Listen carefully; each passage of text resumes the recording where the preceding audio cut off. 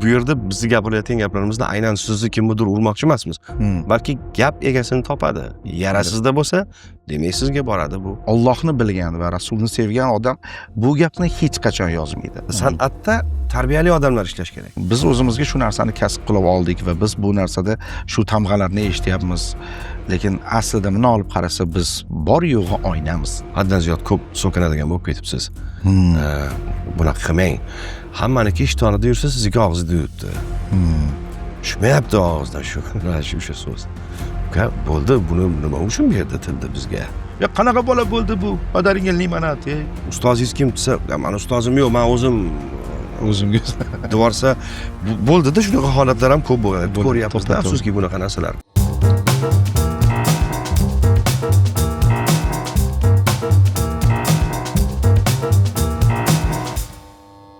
Shirin Suxan podkastimiz davom etadi va xuddi shunaqangi Shirin Suxan lafzi shirin qadrdonlarimdan mani ukam do'stim deyman men bu yigitni.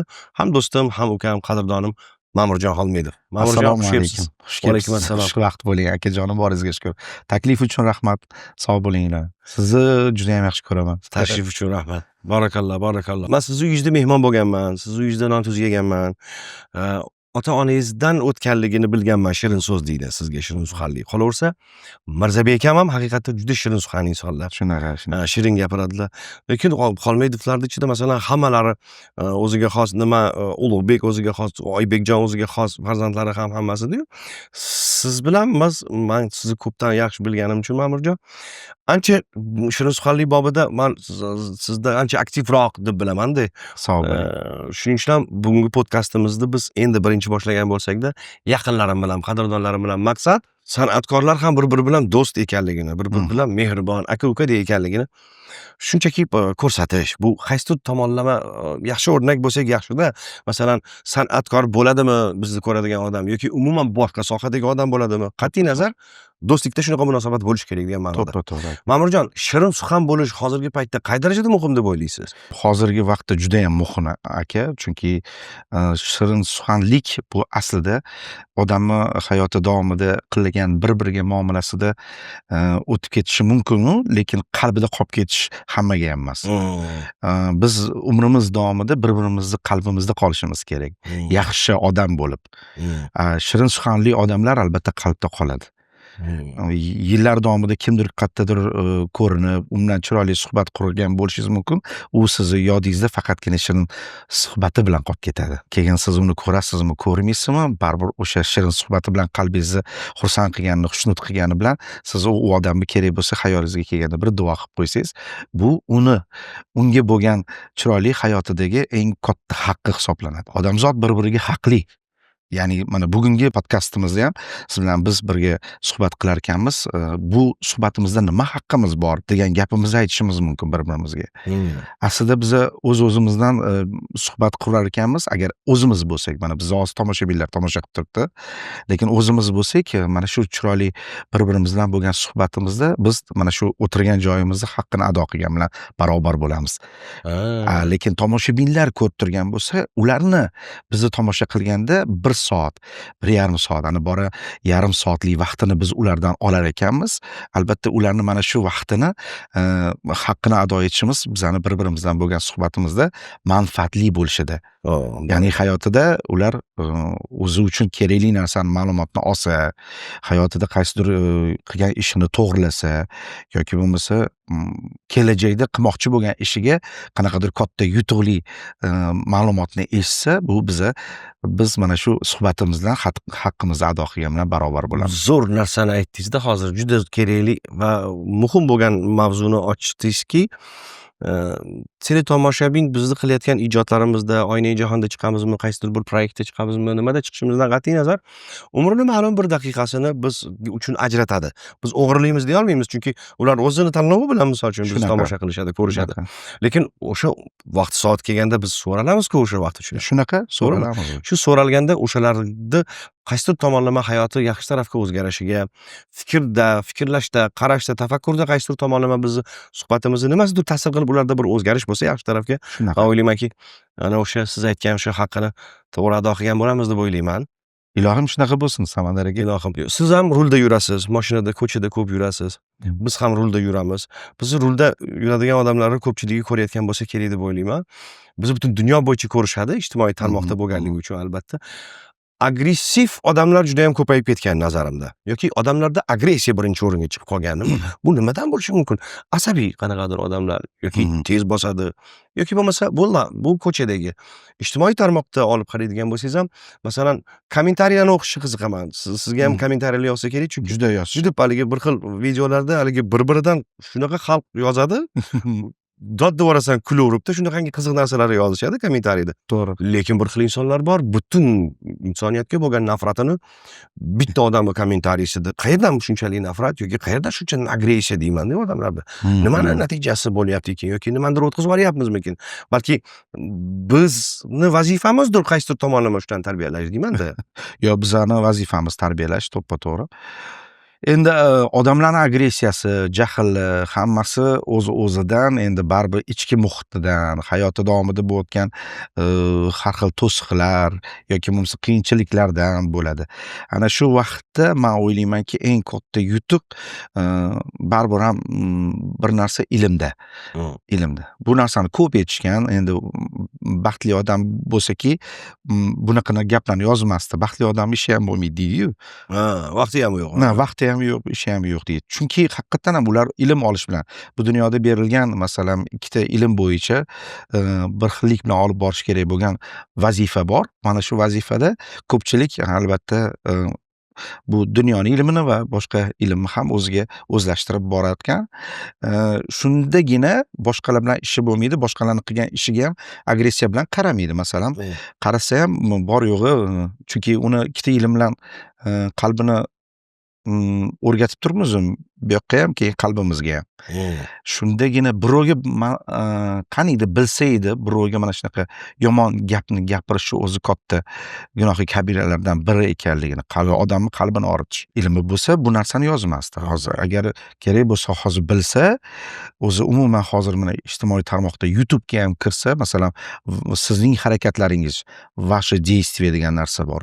YouTube'da ham, Instagram'da ham bor narsa. Ya'ni kimga like bosgansiz, kimga qanaqa kommentariy yozgansiz, maslahatim iloji bo'lsa mana shu vaše действиеga kiringlar-da.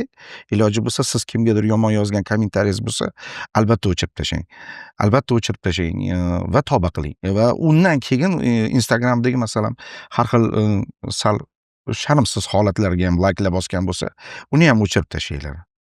Ketidan esa uzrni ham so'rab qo'yish kerak. Chunki baribir ham biz hali so'ralamiz bu haqida va o'zimizga qiyin qilmaylik-da. Bu dunyoda o'zimizni mana shu holatlarimizni chiroyli qilib to'g'rilab olishimiz kerak. Agressiya esa men qo'pol qilib bo'lsa ham aytaman shu narsani, ilmsizlikdan kelib chiqadi.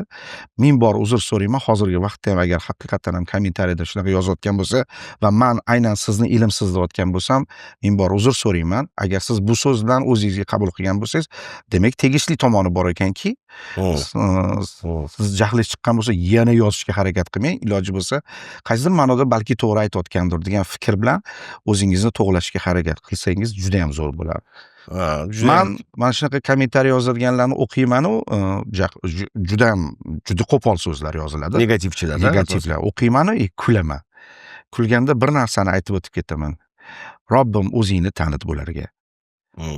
O'zingni tanit va yer yuzida eng sarvari olam hammamiz sevgan Rasulimiz sallallohu alayhi vasallamni tanit bularga. Menimcha Allohni bilgan va Rasulni sevgan odam bu gapni hech qachon yozmaydi. Bu gaplarni hech qachon birovga gapirmaydi, dilini og'ritmaydi.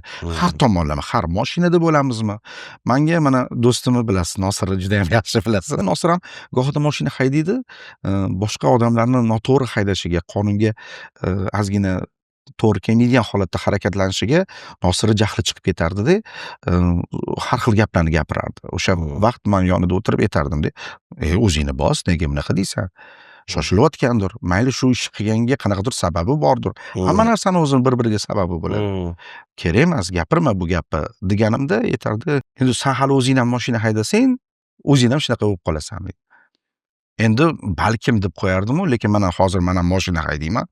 Lekin Xudoga shukr, lekin bunaqa holat menda birovga nisbatan yo'q. Sababini aytaman.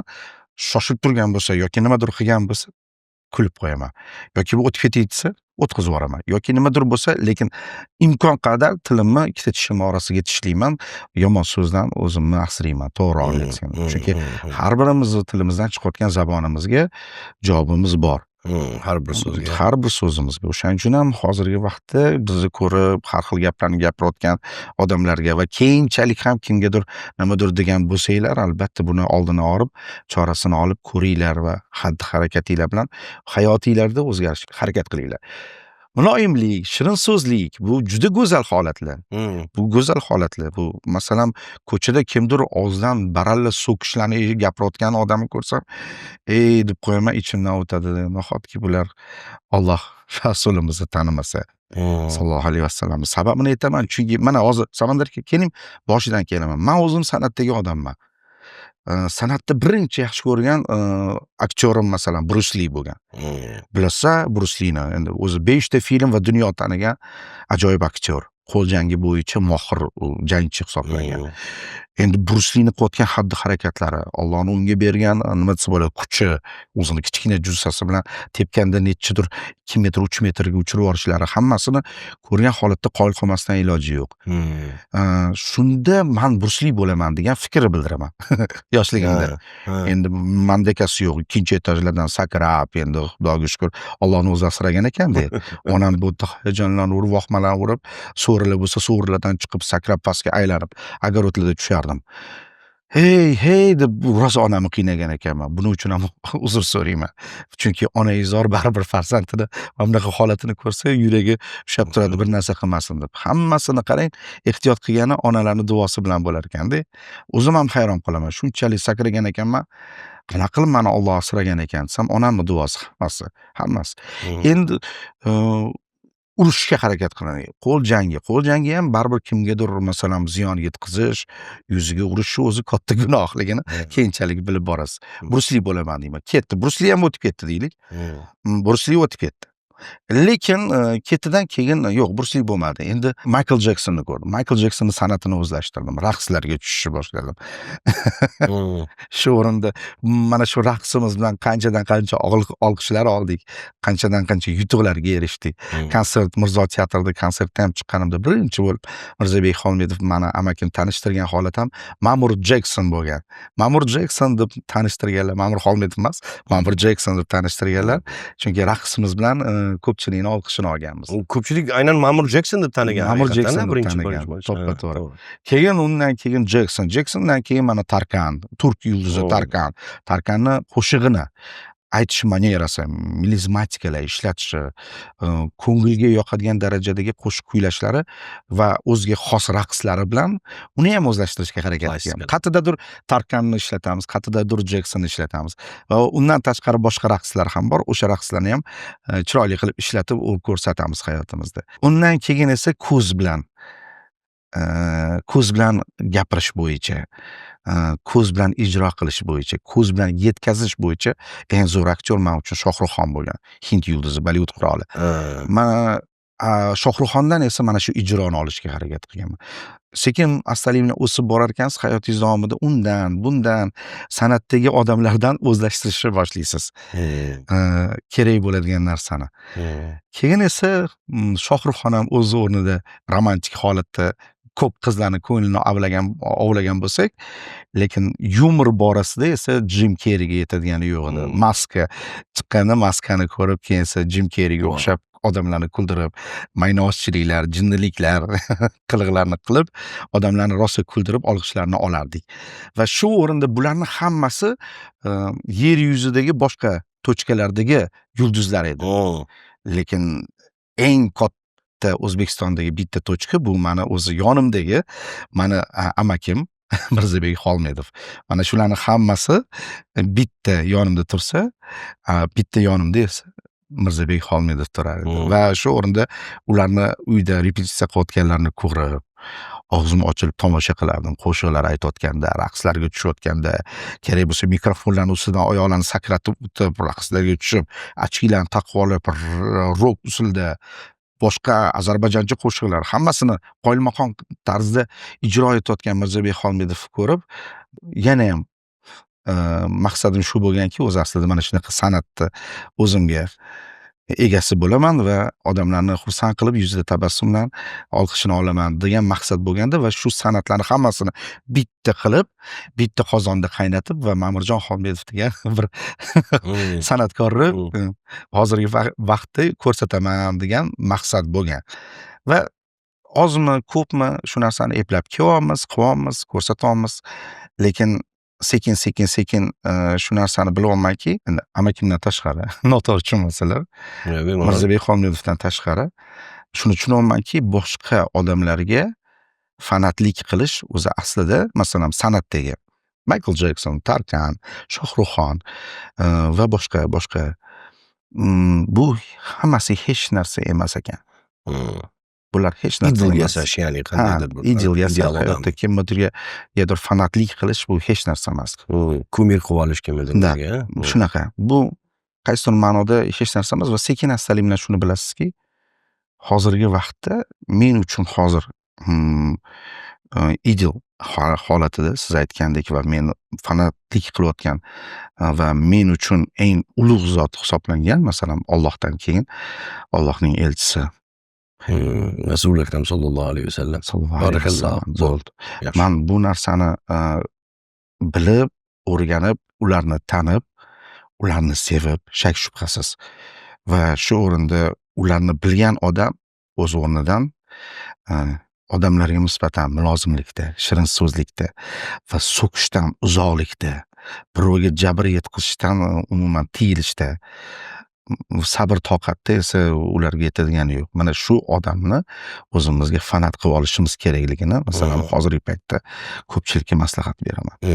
Va yana boshidagi gapimga qaytaman. Kimdir shunaqa so'kishida yoki jahl qilayotganida yoki bo'lmasa ahli ayoli bilan yoki oilasi bilan yoki bo'lmasa kimlar bilandir shunaqa gaplashib turganini ko'rganimda hayolimga keladigan narsa bitta.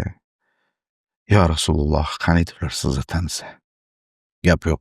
Barakalloh.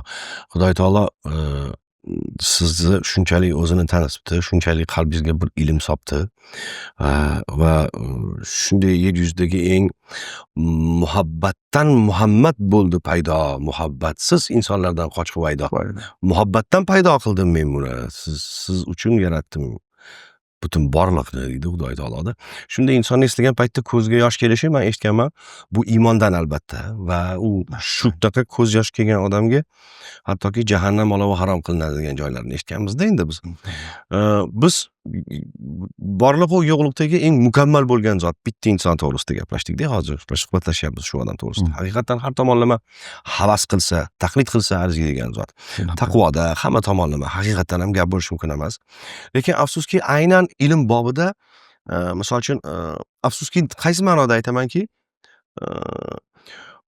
yuzaki o'zini dindor qilib ko'rsatadigan odamlar ham ko'payib ketib qoldi. Yoki odamlar shuni xuddi bir instrument sifatida yoki sizni ishonchingizni qozonish uchun, cho'ntagingizdagi pulingizni olish uchun sizga shunaqa o'zini mana shu ko'rsatadiganlar bor. Men bu mavzuga chuqurlashish xohlamayman, lekin oltin o'rtaliqni topish yo'q-da, oltin o'rtaliqni ushlab olish yo'q-da.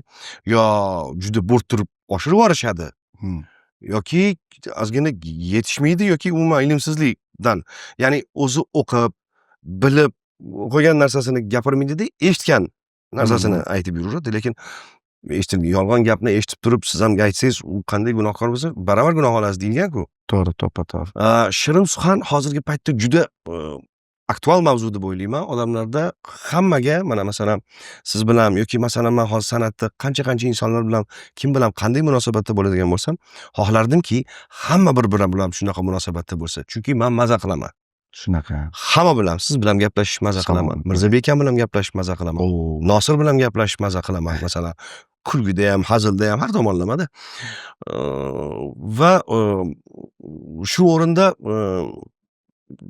shirin so'zlik elementar bitta so'zni noto'g'ri ishlatish bilan odamlar bir-birini noto'g'ri tushunib qolyapti-da, yoki xafa bo'lib qoladi.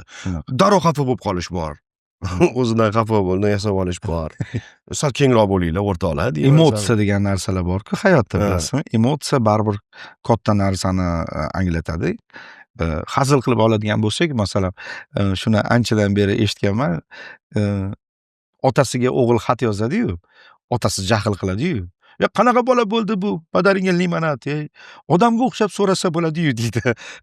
Nimaga, nima so'rabdi? Yozib yuborganini qara. Dada pul bering deb yozib yuboribdi. Uyalmaysanmi? Basharay qursin, shuncha pul jo'natamiz. Hozir yana shu bezlik bilan dada pul bering deb jo'natibdi deydi. Shunaqa desa, keyin u ayoli qo'liga oladi-da, nimaga jahlingiz chiqyapti? Dada pul bering deb yozilgan. Hammani qarashi har xil bo'ladi, to'ppa-to'p. O'qishi ham har xil bo'ladi. Va yozuvda emotsiya yo'q. U bor yo'g'i yozuv. Dada pul bering. To'g'ri. Lekin o'g'il qaysi holatda yozgan? Siqilib yozgandir, yig'lab yozgandir, Qiynalib yozgandir. qiynalib yozgandir, Toshdir. va muhtojligidan yozgandir. Buni ota ko'rmayapti. Lekin o'qiyaptiki, dada pul bering, bo'ldi. Bu endi ko'rgan narsasini albatta jahl bilan gapirish noto'g'ri. Endi u odamning prizmasida u qabul qilish prizmasi. Qabul qilishi. Ayoli esa dada pul bering deb yozibdi, bechora bo'ladi deb. Ona gapiryapti-da. Qanaqasi bechora bo'ladi? Mana yozib qo'yibdi, dada pul bering. Xullas, emotsiya yo'q, yozuvlarda emotsiya yo'q. Hozirgi paytda ham shu odamlar Telegram orqali, Instagram orqali bir-birlariga yozadigan narsada emotsiya yo'q. To'g'ri, yana baxtimizga emoji, yuzlar, smayliklar chiqib qoldi. O'shani ozgina qo'shib bo'lsa ham nima demoqchiligini berishga harakat qiladi. emotsiya berishga harakat qilishadi-yu, o'sha bilan odamlar bir-biriga nima demoqchiligini ko'rsatadi. Ay, jahlli yuzlarni ko'rsatib, masalan. Shunda siz aytgandek, baribir ham yetmaydi. Yuzma-yuz ko'rishib, tildan suhbat qilib, bir-birimizni emotsiyamizni ko'rib, nima demoqchi bo'lgan fikrimizni aniqlashga yetmaydi. Baribir Telegram orqali yozaverish, uzoqlashish hozirgi vaqtda. Oldin telefon bo'lardi, hech bo'lmasa qo'ng'iroq qilib qarindosh urug'lar bilan gaplashib, ha-ha hi-hi qilib kulishib, ovozimizni o'zidan ham tanalizlarimizga qarab turib bilsa bo'lardi, qanaqa kayfiyatda gapiryapmiz, nima demoqchi bo'layotganlarimizni. Shuning uchun ham hozirgi paytda emotsiya degan narsa juda katta rol o'ynaydi. Ya'ni ovozni o'sishda, ko'tarilishida, sekinligida, mayinligida, kulib gapirishda yoki yig'lab-sirab gapirishda. Shu narsaga ozgina to'g'risi chanqoqmiz bir-birimizga nisbatan. Ijodda mana bir suhbatlashgan paytimda yakkaxon konsert qilish niyatim bor va shuni harakatidaman degan gapni gapirgan edingiz. Xo'p, qanday ketyapti bu rejalar, qanday bo'lyapti yoki bunga deadline qo'ydingizmi yo qo'ymadingizmi? 2026-yilda bormi bu reja yoki umuman kelajakda masalan deadline bormi uni, masalan aynan mana shu yili, mana shu vaqtga mo'ljallaganman yoki srogi-noma'lum hali? Niyatim bor o'zi aslida, haqiqatan ham baribir Ruscha so'zlarni aralashtirib gapirishyapmiz bir xil paytlarda haligi o'rtoqlar, biz bu yerda hozir notiqlik bo'yicha dars o'tmayapmiz, shunchaki fikrlar aniq bayon qila olish uchun bizga как связка slov o'rnida so'zlarni bir-biriga bog'lash uchun parazit so'zlarni ishlatib ketib qolamiz shunaqa paytlarda. Niyatim bor. Davom etamiz. Gohida shunaqa konsert qo'yishi baribir general bo'lishni orzu qilmagan askar bo'lmaydi deyishadi. Shuning uchun ham san'atdagi tanlagan yo'limdan bitta bo'lsa ham konsert dasturini qilib, o'zi aslida mana konsert qanaqa bo'lish kerak ekanligini bir ko'rsatgim keladi shou dasturda. Va boya so'zimizni boshida aytdim, har bir qilayotgan ishimiz, gapimiz hammasi manfaatli bo'lish kerak. Odamlarga go'zal oziqa berish kerak. Bundan odamlar huzur topish kerakki, qaysidir ma'noda vaqtiga achinish kerak emas. Mana shuni hammasini rejalagan holatda, o'ylagan holatda rejalab boryapmiz va o'zimizning jamoamiz bor. Mana yana biz jamoasi, ular bilan ham kelishib oldik. Masalan, keyingi yil mart oylariga, ayollar bayramiga masalan qanaqadir chiroyli konsert dasturini uyushtirish maqsadimiz bor. Zo'r. Sana ham yaxshi. Shunaqa Nosir Qayumov do'stimiz bilan Aziza Abdullayeva, Anjelika Esenbetovalar bor. Bu yerda Olim aka bor, O'rozov gitaristimiz, xudo xolisa agar yo'q demasalar, o'zi yonimizdalar, bir yo'q bo'lib qoladilar. O'shaning uchun yo'q bo'lib qolmasalar demayman, yo'q demasalar. Shov-shuvchi. G'ulom aka bor, shu endi shak shubhasiz ular ham biz bilan birga chiqib kirib yurdilar. Kuldirgib ko'rsatuvdagi kelayotgan yigitlar deyarli bir oiladek bo'lib qoldi. Haqiqatdan ham shunaqa biz rezidentlari, ya'ni. Shunaqa bir ko'rishib yig'ilib turamiz, bir-birimizdan hazil-huzullar qilib fikrlashamiz. O'zi umuman Kuldirgubdan tashqari mana yana biz ko'rsatuvimiz ham bor Sevimli kanalda, bilasiz. Men shuni so'ramoqchi edim, Sevimli telekanalida masalan menda hozirgi paytda endi 2 ta proyekt bo'ladigan bo'lsa, lekin sizda 3 ta proyekt. Menda hatto bitta proyekt bilan masalan tongi dasturlarga borib boshqa ishlarim bilan ulgurmay turgan paytimda ham sizda 3 ta proyekt. Men aytamanki, ma'mur bu qanday energiyasi yetyapti ekan yoki demak masalan haftani palon kunida mana yana biz palon kunida kuldirgup qilib Shunaqa, bo'lib olinganda hammasi bo'lib to'g'ri? olingan albatta. Ertalabki efirlarimiz ham albatta o'ziga yarasha qaysidir hafta kuniga belgilangan. Keyin boshqa hafta kunlariga boshqa ko'rsatuvimizni kuni bilan qo'yib olamiz. Keyin esa hammasini rejalashtirilgan holatda sal bo'lsa ham soatini, vaqtini, o'sha vaqtlarni bilib dam oladigan vaqtimiz ham bo'ladi, oilamizga ajratgan vaqtimiz ham bo'ladi. Shunaqasi keyin syomka qilib jamoa bilan yig'ilib bu ishlarni uddalab yuribmiz. Oila Xudoga shukr muqaddas, bo'lsin. oila uchun vaqt ajratmasa bo'lmaydi. Oila uchun albatta shak shubhasiz. Farzandlaringiz yaxshimi hozir? Yaxshi. Endi hozir shunaqa vaqt bo'lyapti. Hozir Alloh hammani farzandini sog' salomat qilsin ilohim. Amin. Hozirgi paytda endi havolarning o'zgarishi, viruslarning ko'payishi, farzandlarni albatta yo'talib kasal bo'lishida sabab bo'layotgan bir havoni buzilishlarida hamma salomat bo'lsin. Iloji bo'lsa ehtiyot qilsin o'zini. Hozir endi biz hammamiz sabab qilishimiz kerak baribir. Yer yuzida shunaqa narsalar bo'ladi. Sabablari esa niqob taqish, qaysidir dorini iste'mol qilish, qaysidir dori albatta tuzatadi demaymiz. Mana shu dorini bolalarimizga berar ekanmiz, biz sababini qilamizki, mana shu doridan avvalambor Allohga umid qilib, shu Allohning o'zi g'oyibidan chiroyli qilib salomat qilsin deb. Shuning uchun ham hozirgi paytda harakat qilib yuribmiz. Bolalarimizga yo'talish ko'p, viruslar ko'p. Mana shu narsada hozir ichingiz achinib, anaqa jahli chiqib ketar ekan, bolalaringiz kasal bo'lganini ko'rsangiz, g'alati bo'lib ketasiz. Shunga hozir bolalarimiz hozir ozgina betob, lekin Xudoga shukr shak shubhasiz yaxshi bo'lishadi inshaalloh. Sevimli telekanalida mana deyarli 8 yildan beri birga ishlab kelyapmiz. Shunaqa. Birga Ko'z ishlab tegmasin, kelyapmiz. Ko'z tegmasin ilohim. Siz bilan o'zi umumiy olib qaraganda do'stligimizga, tanishganimizga deyarli 98-yil aka. 98-yil. 98-yil. 28 yil bo'ladimi yo 20? Deyarli 25 yil. 25 28 yil. 28 yil. 2000-yilgacha bo'lsa уже 25 yil. U yog'i 98, 27 yil. 27 yil qadrdonligimizga Ma'murjon bilan. Men 25 yil aniq muhabbat sinovlaridagi ijodimizdan hisoblashni boshladim. Aslida 98 men Toshkent davlat san'at institutiga kelganda siz o'sha yerda edingiz. Men siz bilan tanishgandim. Aka-uka bo'lib tutinganmiz. Xudoga shukr o'shandan beri hozir hech qanaqasiga biroz siz kelgunizcha Ibrohim akam bor edi, rejissyorskida o'qiydigan Ibrohim akam hozir nimada sayohatmi bir qaysidir bir kanalda rejissyorlik qiladi. Ibrohim akam Jackson edi u paytda. Michael u edi, Ibosha. Keyin men borib, mana Michaelga qiziqib, mana Michaelning jinnis ekanligimni bildim. Keyin Ma'mur Jackson kelgandan keyin hamma Jacksonlar jim bo'ldi. Bitta Ma'mur Jackson haqiqatan nima bo'ldi, yuzaga chiqdi. Xo'p, bu endi talabalik paytlarimiz. Hozir mana jamoa, Kuldirgup jamoasi, mana Kuldirgup proyektga necha yil bo'ldi hozir boshlaganimizga? 3 ta yangi yil o'tkazgan bo'lsak, 3 yilda 3 yil bo'ldi-da demak. Hozir mana bu 4-inchisi, 4 yilga qarab ketyapti. 4 yil endi mana nima deydi, mana Jamshid proyektiga уже 3 yil bo'ldi-yu. Shunaqa, ular ham 3 ta yangi yil o'tkazdi. Ilk uchrashuvni aytyapti. Ilk uchrashuv. Yaqindagina ilk uchrashuvga ham qo'shildim. Unga ham qo'shildingiz. Unga ham qo'shildim. 4 ta proyekt. Bu yaxshi-ku.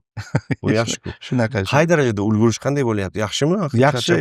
U har seshanba suratga olinadi. Uni ham belgilab olganmiz. Aynan seshanba kuni boshqa ishlarni qilmasdan, aynan ilk uchrashuvga boramiz. Unga ham 3 soat, 4 soat vaqtimizni ajratamiz. Unga ham shu borib syomka jarayonida qatnashamiz. Keyin esa ketamiz. U yerda endi bashoratchi nima desa bo'ladi? Mana boshqacha obrazda. Munajjim bo'lib munajjim emas, bashoratchi bo'lib bashoratchi emas. Shunaqa bir anaqa obrazda berilgan. Ismi nima edi? U nimada ilk uchrashuvda, ya'ni o'sha ilk uchrashuvda edi, hozir aytaman. Mana yana bizda ham obrazingiz bor-ku, taqsir anaqa. Mana yana bizda u yerda polvon. Bunday qilib bering, polvon obrazi bor. Endi u yerda o'zi astag'firulloh, polvonlik eng hayotdagi eng katta to'g'ri kelmaydigan kasblardan biri hisoblanadi. Buni hamma biladi. Endi hozir bunda to'xtalmaymiz. Lekin u yerdagi meni qilayotgan ishim aynan ularning mana shunaqa kirdikorlari, ayyorliklari, yolg'on so'zlar bilan, xullas to'g'ri kelmaydiganligini hazil-huzullar bilan ko'rsatib berishimiz. Va eng achinarli tomonni ham ko'rsatamiz, sababi aynan shunaqalarga odamlar ishonib borayotgani. Afsuski. Soddaligi. Ya'ni boradi, o'shani gapiga quloq soladi va shak shubhasiz noto'g'ri yo'lda ketadi. Ziyon ko'rganlar Ziyon ko'rgan. O'zi aslida hazil yumor deyishadi. Yumordagi qo'pol qilib aytadigan bo'lsak, bachkanaliklar hozirgi paytda odamlar bachkana so'zini yozadi-yu. Ha, biz o'zimizga shu narsani kasb qilib oldik va biz bu narsada shu tamg'alarni eshityapmiz. Lekin aslida buni olib qarasa biz bor yo'g'i oynamiz. Bor yo'g'i oynamiz. Shunday. Azaldan ham tarixda ham podshohlarni, masalan, ayniqsa misol uchun chet el adabiyotlarini o'qigan taqdir paytingizda bilasiz, shutlari bo'ladi, masxarabozlari bo'ladi. Shunday. Masxarabozlari o'sha saroy ahli, saroydagi bo'layotgan voqealarni yumor orqali ko'rsatib, shu orqali podshoh bilib olgan-ku, shut orqali bilib olgan-ku, kim nima qilayotganligini hammasini. Shunaqa. Haqiqatdan ham u hayotdagi bor narsani oyna tutadi, haqiqatni gapiradi qiziqcha. Shunday. Yumorist odam shunaqa deydi, misol uchun xalq ichida Hojiboy akani rahmatlining aytadigan gaplari bor edi-yu, ana bering, puldan bering endi desa, shu bola adashdi-da, shu bola adashdi deb. Gadoy o'qituvchiga kelib qoladi-yu. Senga beradigan pulim yo'q deydi, lekin senga ikkita savol beraman deydi. O'qituvchining oyligi qachon oshadi deganda, deb kulib yuborgan odamlarda, chunki tushunyapti-da odamlar, что o'qituvchi eng muhim, eng kerakli odam, pedagog, tarbiya uchun eng katta xizmat qiladigan odam.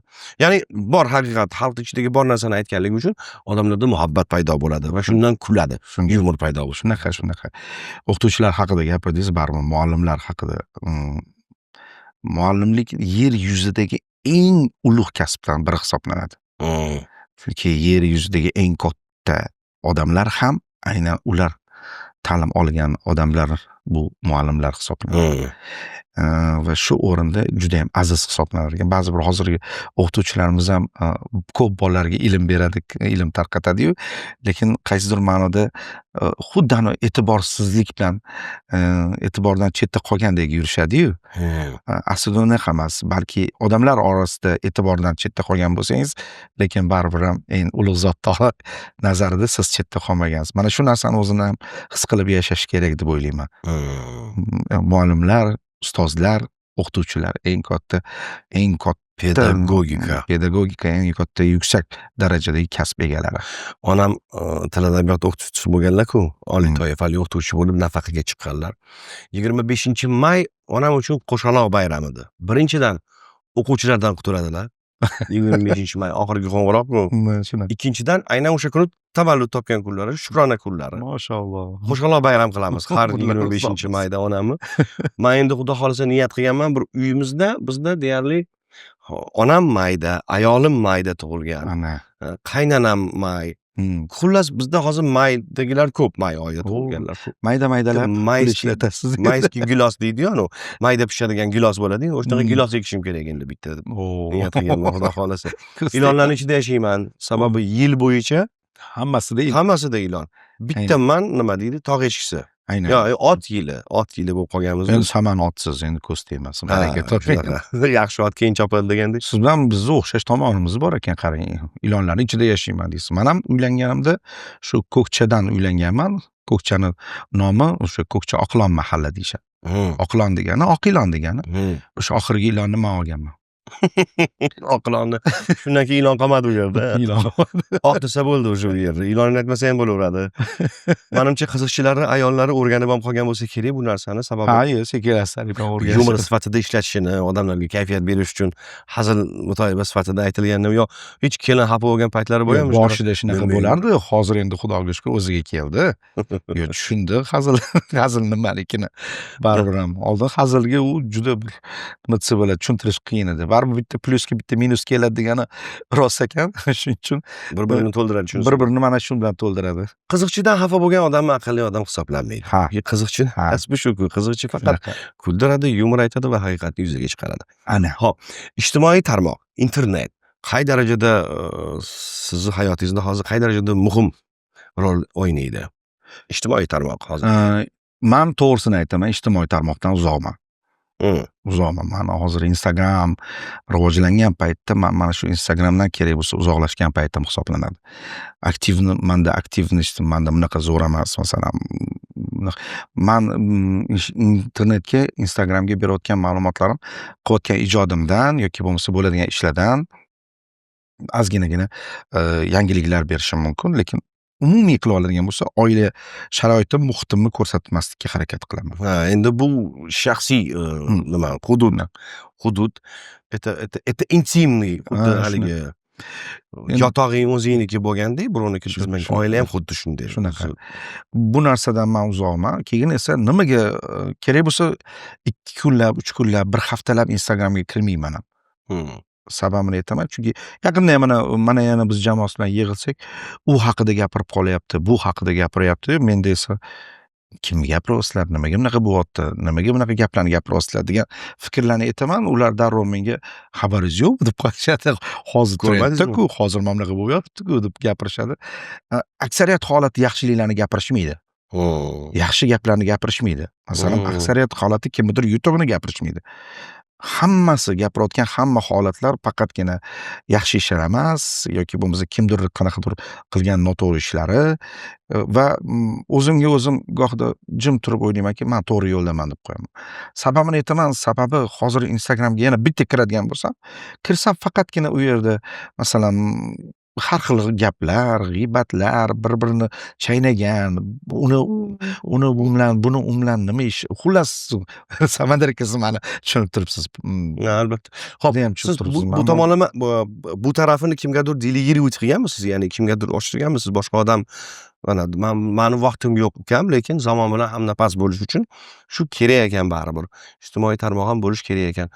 Shuni san yurg'izasan deb SMMshik olganmisiz? SMM yurg'izadigan odamingiz bormi? Hozir endi yo'q, SMMshik ham yo'q, lekin ko'pchilik shu narsani talab qilyapti. Iltimos, hech bo'lmasa shu narsada yurg'izing. Chunki lekin mani qilgan san'atimdagi ishlarimiz, bizani bir-birimiz bilan bo'lgan chiroyli suhbatlarimiz deymiz, u hazillarimiz. Boshqalar suratga olgan bo'lsa, ular qo'yishyapti. Gohida men endi o'zimga qabul davom qilish etiraverasiz, qilib qabul qilaman. Uni ham bo'lsa, haqiqatan ham ukamiz qabul qiladi. Dilmurod degan ukamiz bor, baraka topsin. U ham Qaymoqmi? Qaymoq, mana yana biz jamoasidan u ham. Dilmurod Qaymoq ham gohida Instagramimizni oladi-da, o'zi qabul qilib yoki bo'lmasa o'zi qaysidir videoni reliz qilib tayyorlaydi-da, qo'yaveradi. Shunaqa joylari ham bor. Lekin masalan, ijtimoiy hozir internetda menga kerakli narsani o'zim uchun nomini aytaman, yozaman, ko'raman, bilaman, o'rganaman, chiqib ketaman. Bo'ldi, tamom. Men o'zimga vaqt ajratib olganman, qo'yib olganman. Masalan, kerakli narsani qilaman. Agar kerak emas narsa bilan qolib ketsam, unga 3 soat, 4 soat vaqtim ketib qoladi. O'zimni umrimni mana shu Instagram yoki YouTube tarmoqlarida zoyi ketkazayotgan bilan barobar bo'laman. O'shaning uchun yo'q. Tortib ketadi. Haqiqatan ham birovni kerak emas narsalari sizni tortib ketadi. O'sha bilan vaqtingizni o'ldirasiz va unga siz guvoh bo'lasiz, guvohlik berasiz. Kerak bo'lsa. Kerakmi? O'shaning uchun ham men bu narsadan uzoqdaman. Kerak bo'lsa qaysidir ma'noda kimdir nimadir deb o'sha haqida gapirsa, to'xtatishga harakat qilaman. Fokus aniq bo'lmasa, olib ketib qoladi baribir. Olib ketib qoladi. Diqqat bir joyda bo'lishi zarur-da endi ijtimoiy. Diqqat bir joyda bo'lishi uchun, maqsadingiz aniq bo'lishi uchun siz baribir ham o'zingizni o'sha kerakli narsa. Menga nimadir kerakmi? O'sha narsani yozaman, o'sha haqidagi chiqib kelgan informatsiyalarni ko'rib chiqaman, bo'ldi. Yetarli ma'lumot oldim, chiqib ketaman. Shunga harakat qilaman. Keyin nimadir qiziqarli narsa ko'rgim kelsa, albatta o'shani nomini yozaman yoki YouTubedan yozaman yoki bo'lmasa Instagramda poisk berib nimadir ko'rib olishim mumkin, qayerdadir qanaqadir kerakli narsalarni. Bo'ldi, undan keyin imkon qadar chiqib ketishga harakat qilaman. Oxirgi paytlarda sizni hayratga solgan narsa nima bo'ldi? Hayratlanarli siz uchun nimadir bo'ldimi hayotda? Nimadir yangilik bo'ldimi yoki kimnidir hit ashulasi bo'ldimi yoki qandaydir kimnidir bir naukada, ya'ni ilmda qilgan yangiligi bo'ldimi yoki shunaqa bir sizni hayratga soladigan narsa bo'ldimi? Yoki juda hayratda bo'lmasa ham, lekin sizni deb e'tiboringizni bir chuqurroq tortgan narsalardan. Samandar aka, to'g'risini aytaman, yo'q, bunaqa narsa yo'q. Yo'q, umuman bo'layotgani ham yo'q. Hayratlanadiganni aynan o'sha yonimdagilardan eshitganimda hayratlanmayman, bo'ldi. Va ming afsuski afsus chekyapman. Va o'z o'rnida yana bir narsani aytamiz. To'g'ri, ular shu ishlarni qilishyapti, ular shu narsada hozirgi paytda aktiv, ularni shu narsa bilan hozir Instagram tarmog'ida o'zini daromadlarini oshirishayotgan bo'lishi mumkin. Lekin baribir bilamizki, Yaratganni tavba eshiklari doim ochiq. Va ular vaqti soati bilan faqatgina men shu narsani aytib o'taman, tavba qilishga ulgursin deyman. Bo'ldi. Ularga qo'pol gapirishga meni ham haqqim yo'q. O'sha aytyapman-u, o'zimiz shu narsani maslahat berib, o'zimiz shu narsani qilsak, menimcha noto'g'ri bo'ladi-da. Kommentariy yozish, so'kish yoki bo'lmasa haqorat qilish, hattoki o'sha videolarni qilayotgan ishlarni, gaplarni ko'rib turib, xayolimizdan o'tkazgan gapimizni o'zi ham noto'g'ri. Kimlardir shu narsani yozadi darrov. Kimlardir esa yetkazishga harakat qiladi. Noto'g'ri. O'shaning uchun ham o'zimni shu narsadan tiyaman. Hayolimdan hattoki o'tkazishga tiyaman. Chunki noto'g'ri gapirib qo'yishim mumkin. Ma'murtimizda baribir o'sha odamga nisbatan qaysidir gapni noto'g'ri. Chunki men ularni bilmayman-ku. Birovni bilmasdan turib qaysidir gapni gapirish bu eng katta gunoh. Umuman mumkin emas. Kitobni ichidagi so'zlarga, kitobni ustiga qarab turib baho berma deydi-yu baribir. Ichini bilmaysan. Ichini bilmasdan turib. Ularni hozirgi paytda balki bu Instagramda aktiv uchun qilayotgan ishidir. O'zi hayotda umuman boshqa odam bo'lishi mumkin. Aktiv uchun hozir endi shu dunyosini shu yo'li bilan to'g'rilamoqchi bo'lganlar ko'p-ku baribir. Shuning uchun ham balki qilayotgan bo'lsa, men endi darrov deb turib g'azablanib gapirsam, bu to'g'ri kelmaydi. G'azablanish o'zi bizga emas. O'shaning uchun ham iloji bo'lsa bundan saqlanamiz va faqatgina bitta gap, Allohning o'zi kifoya qilsin. Allohning tavba eshiklari juda ham o'sha qiyomatgacha ochiq. Imkon qadar tavba qilishga ulgursin deyman. Bo'ldi. Mana shu eng yomon gapim shu bo'lsa kerak ular. Mana eng yomon gap. Negativchilar uchun ketdi-da endi bu hozir umumiy olib qaraganda. Eng yomon gapimiz shu bo'lsin.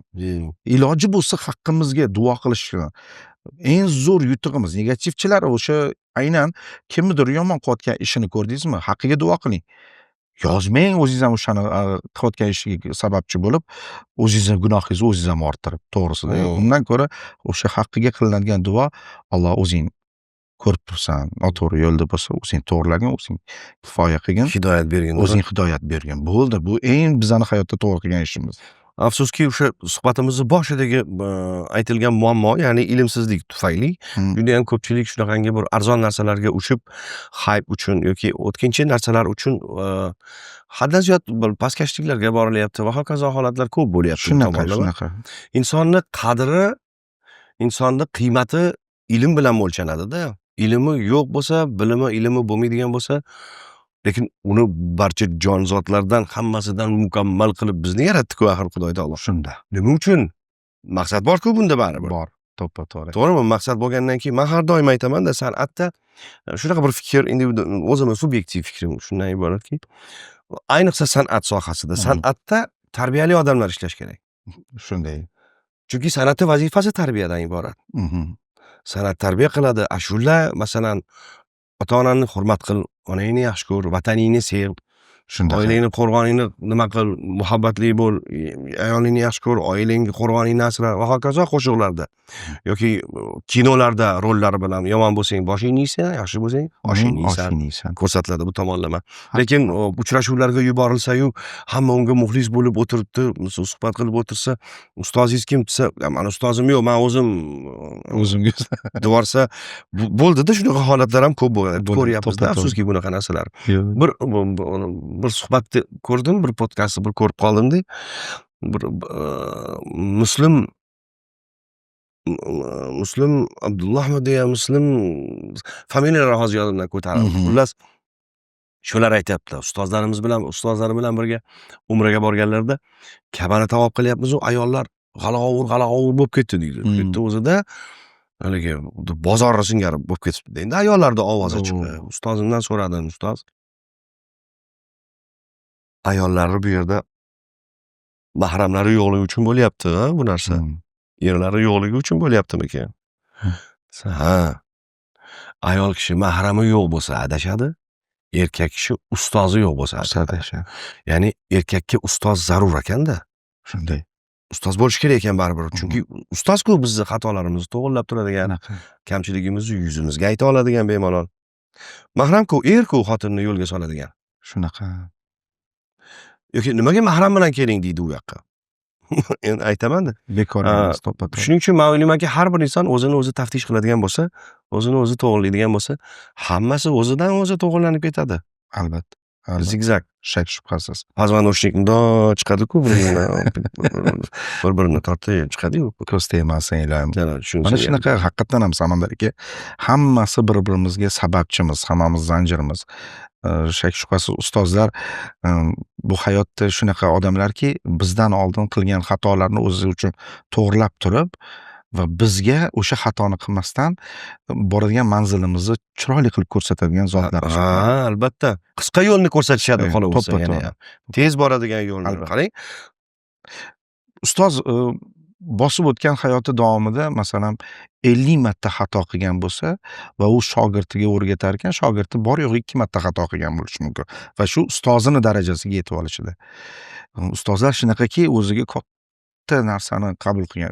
Bu borgan sari ham to'g'ri, bu xatolar kamayadi, ustozni etagidan ushlamagan shogird adashadi deydi. Siz gapingizda juda ham katta jon bor. Haqiqatan ham ustoz bo'lish kerak.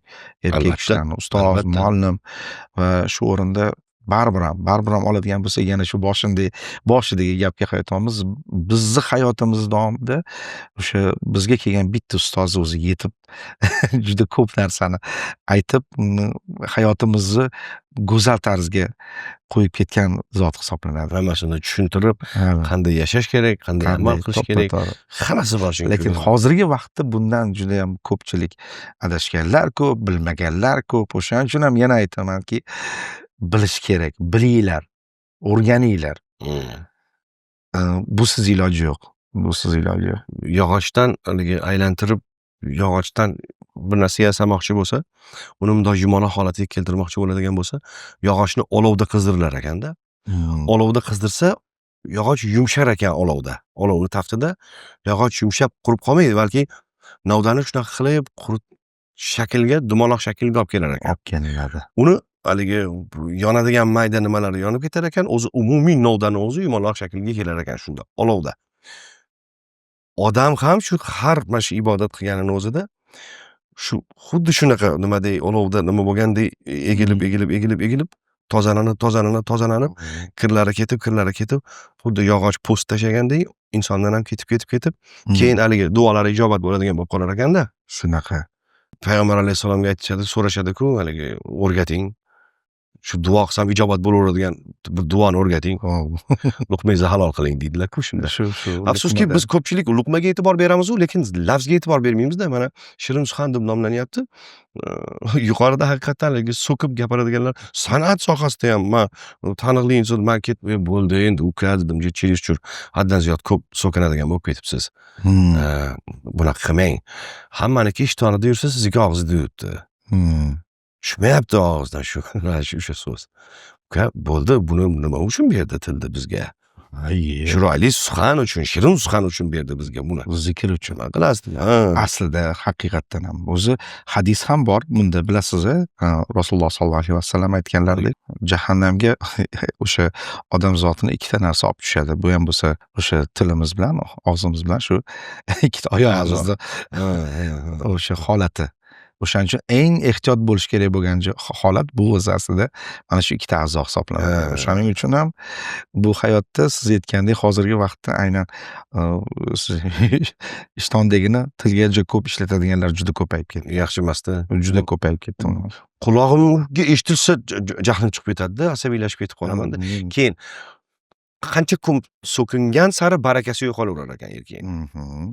So'kildimi ketdi, baraka ketdi. Ya'ni kelajagidagi baraka topgur, sani farzandlaring bor-ku axir. Bola chaqa boqaman deb ko'chaga chiqasan, boshqa qilasan deb farzandlaringning rizqini o'zing kesyapsan, o'zingni shunaqangi uyatsiz so'kinish gaplar bilan. Keyin bachkana degan so'zga yana bir narsani izoh berib ketish kerakki, bachkana qachon bachkana? Masalan, uyatsiz beldan pastga tushadigan narsalarni uyatsiz deyiladi uni. U uyatsiz narsalar. Shunaqa. Bachkana qachon bachkana bo'ladi? Bachkana bu misol uchun o'xshat olmadi yo kuldira olmadi yo yetkiz olmadi. Shunaqa. Yoki bo'lmasa ijro qilayotgan ishi o'ziga yarashmayapti. Yoki yarashmayapti, ha. Ana bu bachkana. Gap bo'lishi mumkin emas. Lekin beldan pastda bo'ladigan narsa bachkana hisoblanmaydi. Beldan pastdagi u uyatsiz, sharmsiz, uyatsiz narsa hisoblanadi. To'ppa-to'g'ri. To'g'rimi misol uchun? Akam ko'p aytadi. Hayosiz narsalarda bu. Hayosiz narsa. Shuni ajratib olsak, mana shunaqa paytlarda pedagogligim tutib ketadi. Qo'pol qilayotgan bo'lsak, men aynan hozir Instagram ijtimoiy tarmoqda hayosizlar ko'payib ketdi. Aynan ularda hayo holati judayam hayo bo'lishi kerak. Hayo pardasi eng katta yutuq hisoblanadi. Shuning uchun ham bo'lishi kerak. Tilab qolamiz shu narsani. Hali vaqt bor. O'zim hali vaqt bor deyapman-u, lekin aslida Endi inson hayot ekan, ha, hali hali vaqt bor.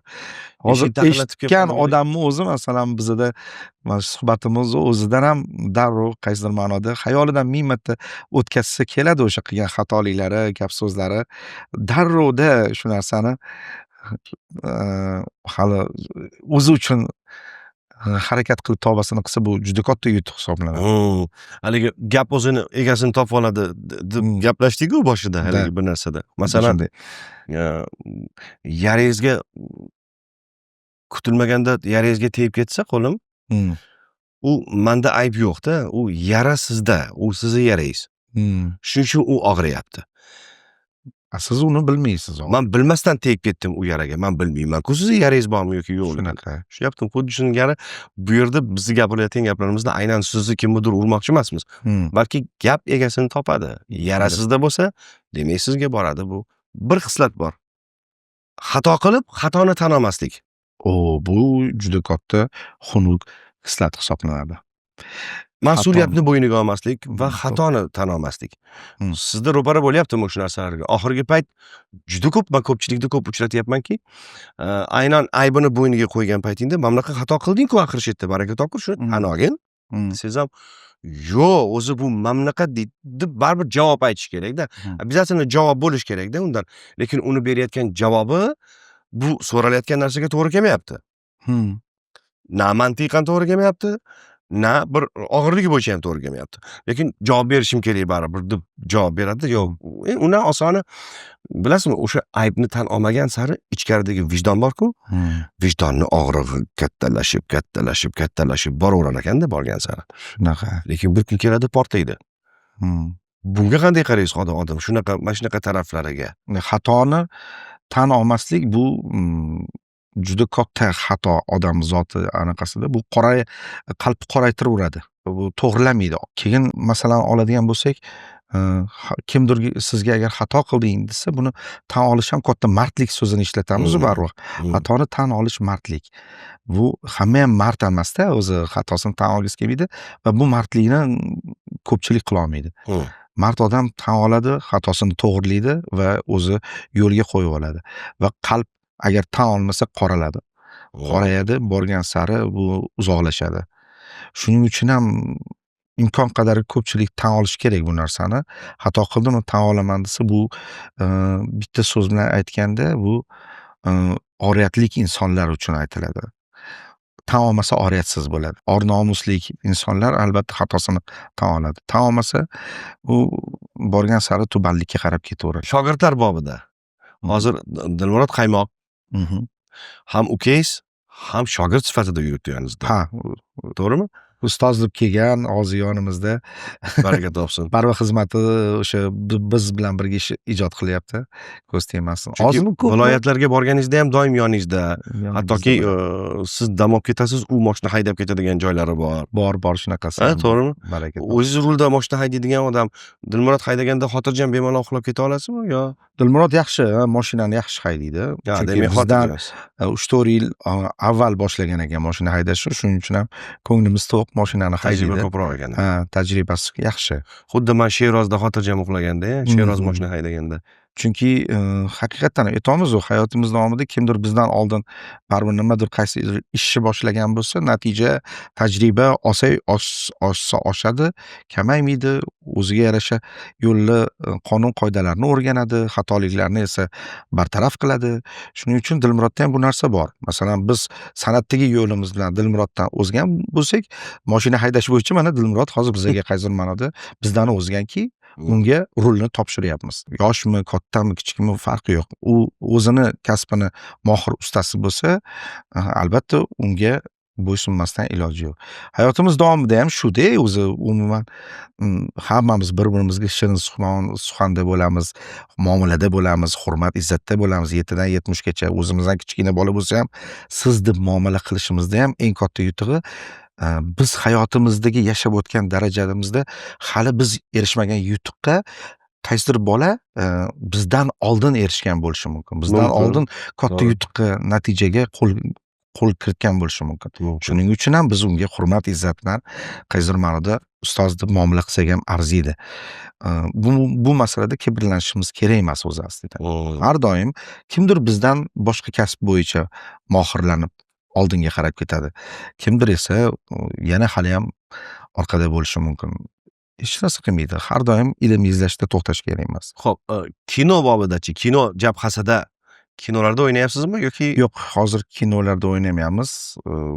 Kinolar qanaqadir to'xtagan. Biz faqat hozir televideniyada ish faoliyatimizni yurg'izyapmiz, lekin kinolarda kliplar bo'lsa, taklif bo'lsa, kliplarga borib qolamiz yoki bo'lmasa ko'rib chiqamiz. Qanaqa obraz berilyapti bizga, nima bo'lyapti, nima demoqchimiz bu bilan. Mana shu gohida endi hozir xursand qiladigan tomoni shu, Mustafodan yaqinda bir taklif tushdi. Yaxshi qo'shiq klip olgan ekan va u klipda ota rolini o'ynab bering deyishdi. Endi kichkinagina qizchamiz bo'lar ekanlar, o'sha otasini rolini o'ynab bering deyish. Mana shu darajaga ham keldik mana Xudo xolasa. Qaysidir vaqtlari Romeoni o'ynagimiz kelgan vaqtlarda 21 yil bo'pti, 22 yil bo'pti. Muhabbat suralari 2002-yili olinib, Suratga olingan. 2003-yilda premyera qilgan. ekran yuzini ko'rgan. Yil boshida ekran yuzini ko'rgan mana. 22 yil bo'pti-da o'sha 22 paytdagi yil. tug'ilgan farzand 22 ga kirdi. Kirdi, to'g'ri. Hozir bir yigit keldi-da menga ana kuni. Aka dedi, siz o'ynagan Bobur roli bor-ku dedi. Ha, o'sha men o'sha dedi. O'sha men rolimni o'ynagansiz dedi. Ha, yo'q desam, ha, siz necha yoshsiz desam, 35 yosh dedi. Oho. Aytdim, ha, men bir 47, bir 12 yosh farqimiz bor ekan dedim. Demak, siz rolingizni o'ynagan ekanman deyman dedim. Desam, yo'q, aka, uzr, men noto'g'ri gapirdim hozir dedi. Aniqroq aytsam, mana meni otim Bobur. Ha dedim. Desam, men bankirman. Ha, meni adam taksist bo'lganlar oldi. Adamning o'zini mashinasi bo'lmagan. Va hozir men o'sha sizlar muhabbat sonlarida olgan bank bor-ku, ha, o'sha sizning kabinetingiz meni kabinetim hozir deyapti. Men o'sha yerda o'tiribman hozir, o'sha yerda ishlayman dedi. Otim Bobur dedi. Действительно men bitta rezultat ko'rsatib bir ish qiluvdik dedi, yaxshi nima bo'lib qoluvdi. Adamga mashina olib berdim dedi. Sizni kinoyingiz chiqqandan keyin bilasizmi, qancha odam adasiga mashina olib berdi. Alo? Nilu? Man. Ha, adam qanilar? Uydamilar? Men hozir boraman. Sovg'a bor. Assalomu alaykum. Va alaykum assalom. Assalomu alaykum oyijon. Va alaykum assalom. Keldingmi o'g'lim? Ha, Yaxshi. Ovqatsiz yotuvdim. qornim to'q. Yangilik bor. Yaxshi eshitdik. Ekonomistlar orasida konkurs bo'luvdi. Shunda birinchi o'rinni oldim. Juda ham yaxshi. Rahmat. Shunga mashina sovg'a qilishdi. Nexia. Shuni siz haydab yuring-da. Mayli, hozir kvartalning oxiri, hisobotlarim bor edi. Sal shoshib turibman. Kechroq kelaman oyijon. Trendga chiqib ketdi shu narsa. To'g'ri. Erkaklarning, yigitlarning orasida. Hattoki qizlar otasiga mashina olib bergisi Shunaqa. kelgan ekanda. Men buni ham eshitganman. Samandarga haqiqatan ham muhabbat sinovlarida aynan shu filmni ko'rib, otamizga deydi mashina sovg'a qilganmiz. Shu film bizga juda ham katta motivatsiya bergan. Aynan Samandar aka shunaqa otariga bergandan keyin otani holatini Abdurahim Abduvahhov ustozimiz akamiz qanaqa chiroyli o'ynab berganlar, Alloh rahmat qilsin. Ijroda, siz ijroyingizda bu narsani o'zini shu joyini bilasizmi, qanaqa odamlarning ko'zida yoshlar bilan kuzatganmiz. Bu juda chiroyli, go'zal holat. Kinoda shunaqa bo'lish kerak o'zi, haqiqatan ham kinoni boshlanishi, boshida masalan kuldirsa, hazil-huzullar bilan bo'lsa, odamlarning kayfiyatini ko'tarib va ichidagi ma'no mazmuni ham masalan kelajakda nima bo'ladi, kimga nima manfaat yetkazadi, hammasini bera olish kerak-da film. Bu muhabbat sinovlarida shunaqa narsa bo'lgan. Haqiqatan ham yoshlar, talabalar vaqtida o'yin qaroqlik bilan, keyin esa katta hayotga qadam qo'yishi bilan va u yerda bo'lgan ularning mas'uliyatlari va keyinchalik endi to'g'ri sevgiga qurilgan, lekin baribir ichida hayotga bo'lgan, ota-onaga bo'lgan mehr, mas'uliyatlar ko'rsatilgan. Ko'z tegmasin. Mehr bu juda katta yutuq, lekin bu bilasizmi, odam zotga mehr farzandiga berilar ekan. singdiriladi. Masalan, o'z o'rnida biz bolalarimizga mehr beramiz. Etilmagan hech qayerda, yozilmagan hech qayerda bolalaringizga mehribon bo'ling, bolalaringizga mehr bering deyilmagan. Lekin deyilgan so'z ko'proq ota-onangizga mehribon bo'ling. Ota-onangizdan mehringizni ayamang. Tepaga qarab, pastga emas. Pastga bu bizni instinkt, bu bizni Avtomatik bo'ladi. avtomatik bo'ladi. Biz Avtomatik. bizni ota-onalarimizdan bizga berilgan mehr, bizdan esa bolalarimizga berilgan mehr bo'ladi. Biz shak shubhasiz mehr beramiz. Baribir ham bolalarimizga. Albatta. Lekin buning uchun ham aytilgan gap ota-onangizga mehringizni bering, ko'rsating deb yuqoriga aytilgan. Mana bu ham sinov. Bu ham sinov. Ko'pchilik ota-onasiga mehr bera oladi, ko'pchilik esa bera olmaydi. Aslida berishimiz kerak bo'lgan so'zlar aytilgan, yozilgan. Shuning uchun ham ko'proq bizda yo'q instinktni imkon qadar shakllantirib, sinovdan o'tkazib, biz ko'proq ota-onamizga baribir mehr berishimiz kerak. Bu bizani yutug'imiz, bu bizani eng katta hayotimizda qilishimiz kerak bo'lgan ishimiz. Tabiiyki, bolalarimizga mehrimizni beramiz. Haligi onani ko'ngli bolada, bolani ko'ngli dalada degandek, bola-da u baribir ko'ngli dalada bo'ladi, lekin Shunaqa. ota-onaga mehribon bo'lish haqiqatan hayron qolamiz bir xil paytlarda. Qanday qilib bu bunaqa bo'lishi mumkin? Otasi bilan qanday qilib bunaqa gaplashyapti bu? Yoki nimaga onasi bilan bunaqa gaplashyapti bu? Sinfdoshi emas-ku bu onasi-ku bu. Ya o'rtog'i emas-ku axir bu onasi-ku. Hech Nega onasiga qanaqasiga. bunaqa erkalik qiladi? Haddan ziyod erkalikni tarbiyada baribir nima deymiz, qush inida ko'rganini qiladi deydi-ku.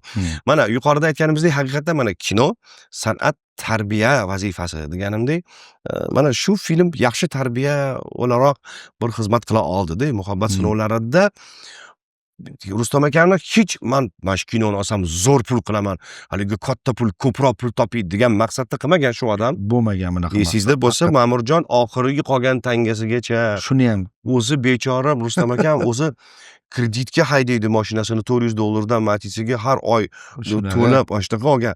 O'zidan o'tkazib turibdi-da, badanidan haligi og'rig'i o'zi tanasida his qilib turibdi. Shuni kinoga qo'yganligi uchun haligi jonli chiqqanda Abdurahim Shunaqa, akamning zo'r hammasi bo'lgan. bor dard. va bu hozir bizani baribir aytishadi, bugungi ish ertaga tarix deydi. Mana shu bizni filmimiz, bizni ijrolarimiz qaysidir ma'noda endi tarixga ham qoldi Qoldi-da, Va- shunday. va yaxshilikka xizmat qilishini tilab qolaman. To'g'risi, faqatgina buni hozir ko'pchilik kelib muhabbat sinovlarini ko'rganmiz. Bir kunda voy, u necha marta kirib ko'rardik-da, 5 mahal berilsa, o'zini anaqasi bo'lsa, kirib o'sha har birida kirib ko'rib, yoshlarimiz qiziqqanda shu narsaga. Lekin xursand qiladigan tomoni mana siz aytayotgan Bobur ismli o'sha vaqtda ko'pchilikka qo'yilgan, Bobur ismlar ko'p bo'lgan. ko'p haqiqatan. ismlar qo'yilgan Bobur ismlar. To'ylarga xizmatga borsam Bobur Hamroqulov deb e'lon qilgan paytlari ham bo'lganda, Oo, Bobur aka ana. deb yuborishgan joylari bo'lgan, otni adashtirib qo'ygan kinodagi bilan hayotdagi ismi Samandar ekanligini adashtirib qo'ygan odam Shunaqa. bo'lganda o'shunaqa paytda. Siz bilan biz Ma'murjon Xolmedov bilan biz Dilshod Kattabekov, Rustam akam, Manzura hammamiz Alisher Navoiy kinoteatrini sahnani tagida aktyorlar turadigan joy bor. Sahnaga chiqib keladigan o'sha yerda o'tiribmizda har bitta aytilgan replikaga, gapga odamlarni gu kulishlari, qarsaklari, olqishlariga pastda turib yetimiz hozirgacha eslasam to'g'ri eti bo'lib ketadi deydi shu. Shunaqa. Qanaqa qabul qilarkin degan fikrda turib, keyin esa zo'r qabul qilgandan biz o'zimiz mazza qilardik. U yerda hech qanaqa haqiqatan ham siz aytgandek daromadga suyanmaganmiz. Yo'q, Faqatgina yaxshilik ulash, kayfiyat ulash. manfaatli bo'lsin, odamlarga yaxshi manfaatli bo'lsin odamlarga Shunaqa. deyilgan va uni orqasidan barakani eplab bo'lmaydigan darajada bo'lib ketdi. Baraka. Endi o'z-o'zidan yaxshi baraka ham bo'ldi rostdan ham. Ay, Endi muhabbat sinovlari 3-qismini olaman dedilar Rustam akam. Bir biz panoramada chaqirishdi, bir televideniyada bir intervyu ko'rsatuvga chaqirishganda Dilshod Kattabekov, men Rustam akam bordilar. Yo, siz kelmadingiz o'sha kuni. yo'q, men Vaqtingiz bo'lmadi. Sizni safarda bo'lib qoldim. qayerdadir safarda bo'lgan ekansiz, chaqirishgan ekan. Men aytdim, Ma'mur albatta bo'lish kerak. Rustam akam ham aytdi, albatta bo'lish kerak Ma'mur. Shu to'rtalamiz bo'lsak, вообще zo'r bo'ladi dedilar-da. Lekin nima nasib ekan, o'sha yerda shu 3-qismini olish to'g'risida nima qildilar? Nima deysiz, agar 3-qismini olamiz deyilsa, misol uchun 20 yildan so'ng yoki 25 yildan so'ng muhabbat sinovlari 3-fasl deyilsa, o'ynarmidingiz? ha bo'lsa, unda qanday aylanishi mumkin? Voqealar qanday aylanishi mumkin? Chunki taxminan qanaqa raz bo'lishi mumkin? 3 oladigan bo'lsa, 3-sini oladigan bo'lsa, demak unda intrigalar ham, qarama-qarshiliklar ham juda arziydigan darajada bo'lishi kerak-ku. Va zamonasiga qarab turib deydi-yu, hozirgi vaqtga. Chunki haqiqatan ham muhabbat sinovlarini suratga tushirayotgan vaqtimizda hozirdagi darajada o'zgarish emas edi. Soddaliklar ko'p edi, odamlarda bo'lgan ma'lumotlar kam desak ham bo'lardi. Hozir internet qo'limizda har xil narsalar ko'rilyapti, bilinyapti. Endi bunga mos darajada olishimiz kerak. Bo'lgan holat bo'lishi mumkin. Masalan, o'tda Nilufar Usmonova bor, sizni singlingiz o'ynaganlar. Ularni hozirgi paytda yutuqlarga erishgan darajalari ko'rsatishi mumkin.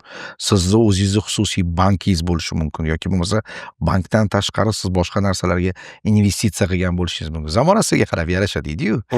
Endi hop, Ruxshona kinoda o'ynamaydigan bo'lyapti, Lobar chiqmaydigan bo'ldi deylik. Qanday qilamiz? Qizil liniyasini qanday qilamiz endi? Endi men muhabbat sinovlari o'zi Bu shunchaki improvizatsiya, hozir fantaziya qilyapmiz. muhabbat sinovlari aslida muhabbatga qo'yilgan, sevgiga qo'yilgan. Lekin 3-qismini nomi muhabbat sinovlari deb qolishi mumkin, yoxud yana nimadir bo'ladi-yu, bilasizmi, baribir filmlarda va filmlarda maqsadi ham yozilib qo'yiladi. Hozir 2-3 qismi Terminator oladigan bo'lsak, ikkinchi qismida Terminator sudniy deyn deb qo'yadi-yu. Yoki bo'lmasa Kurtlar vodiysi pusuvmi, suvmi, yana nimadirlar yoziladi. Aynan muhabbat sinovlari yoki bo'lmasa yana qaysidir tushuncha bilan chiroyli qilib, u umuman sevgiga qurilmagan bo'lishi mumkin. Bu yoqda уже sevgi yo'q. Bu yerda do'stlikka qurilgan bo'lishi mumkin yoki bo'lmasa qilayotgan ishlarimizda har xil xiyonatlar bo'lishi mumkin. Yoki bo'lmasa mana shu narsalarni, yechimlarni, tamagirliklar deydi-yu. Tamagirliklar bo'lishi mumkin. Mana shu narsalar bo'lishi mumkin. Bu narsada qanaqa yechimliklar ko'rsatishi mumkin. O'sha yoshlikda bir-biri bilan bo'lgan eng qadrdon do'stlar yillar o'tib qanchalik bir-biri bilan raqobatlashishi mumkin va bu yo'lda qanchalik kim to'g'ri yo'lni tanlaydi, kim noto'g'ri yo'lni tanlaydi, buni ham ko'rsatib o'tib ketsa bo'ladi. 20 yil ichida qanday yo'qotishlar bo'lgan bu yerda. Yo'qotishlar bor-ku, masalan. Kursdosh do'stlardan Shuhrat yo'q. Nuraliyev, Shuhrat Nuraliyev, Alloh rahmat qilsin. Abdurahim akam yo'q. Mirza akam yo'q. Ruxshona chiqmayman dedimi kinoda? Demak, bo'ldi, u ham yo'q. Shunaqa. Mana shunga qarab, hurmatli bizni tomosha qilayotgan tomoshabinlarimiz. Sizda ham agar fantaziya ishlab ketib, qandaydir bir fikrlar tug'iladigan bo'lsa, izohlarda bir yozib qoldiringlar. Rustam akam bilan o'tirib, izohlarni o'qib, ssenariyda albatta ishlatamiz. 3-qismini olsak agar. Lekin Rustam akam olish niyatlari bor, xudo xolasa. Yaxshi. Xo'p. Chiroyli suhbat bo'ldi. Bizdan maqsad Ma'murjon shirin suhbat qilish, shunchaki shirin suhbat. Men bir falsafa sotishni yoki biz shunchaki samimiy bor narsani olib chiqsak bo'ldi. Shuni o'zi yetadi deb o'ylayman. O'shaning uchun men o'ylaymanki, prosmotrni ko'pligi sifat belgisi deb bilmayman. Yo'q. Afsuski hozirgi paytda aslida yaxshi qo'yilgan kontentni ham prosmotri shunaqa darajada ko'p bo'ladigan bo'lsa-ku, unda zo'r. Aqlli narsa bo'ladigan bo'lsa. Lekin afsuski hozirgi paytda bunaqa bo'lmayotgan holatlar ham bor. Bor aka, bemalol. Biz endi hijolat bo'lmasdan aytsangiz ham. hijolat bo'lmay bemalol aytsam bo'ladi. Qaysidir videoni qo'yib qo'yishadi, u videoga masalan boshqa bir yolg'on so'z bilan odamlarni o'ziga chorlaydigan holatdan prosmotr qildirish sarlavha qo'yishadi. Sarlavha qo'yishi mumkin. Bu yolg'on so'z aralashtirdimi? Bu to'la to'kis bizga nisbatan haqsizlik bilan topilgan daromad bo'ladi, agar daromadga qo'yilgan bo'lsa. Daromaddan tashqari haqsizlik bilan bizni shu yolg'on so'z bilan kimdir o'ziga hayoti davomida olish kerak bo'lgan o'rnakni qidirsa va uni ola olmasa, bu ham haqsizlik bo'ladi. Bu ham katta gunoh bo'ladi. To'la to'kis bor yo'g'icha, masalan, mana san'atdagi qilgan faoliyatimni bilishadi. Ko'p joyda intervyu berganmiz, ko'p joyda kim qanaqa darajada erishganmiz, bularni bilishadi. Bugungi kunda siz aytayotgandek shirin suhbatimizda bir akam siz mani, men siz ukangiz bilan chiroyli suhbat qildik va bu suhbatimizdan boshida aytganimizdek manfaatli bo'lsa, odam o'zi uchun qanaqadir nimadirni o'rnatsa, hisobida qabul qilsa, biza menimcha murodi maqsadimizga yetdik deb bilamiz va bu suhbatimizni haqqini ado qilgan bilan barobar bo'lamiz. Gap yo'q. Suhbatimiz so'ngida ukajonim tashrif buyurganing uchun rahmat senga. Birinchi o'rindagi munosib ko'rib chaqirganingiz uchun rahmat aka. Sog' bo'ling, boringiz bo'lsin. Omon bo'linglar, bizni kuzatishda davom etinglar. Shirin suxan hali yana davom etadi. Sog' bo'linglar. Ma'murjon Xolmedov, Rahmat akajon. Asatullayevich-midi? Asatullayevich. Asatullayevich. Shunda, xuddi shunday. Ana shunday. Omon bo'linglar, ko'rishguncha. Sog' bo'linglar.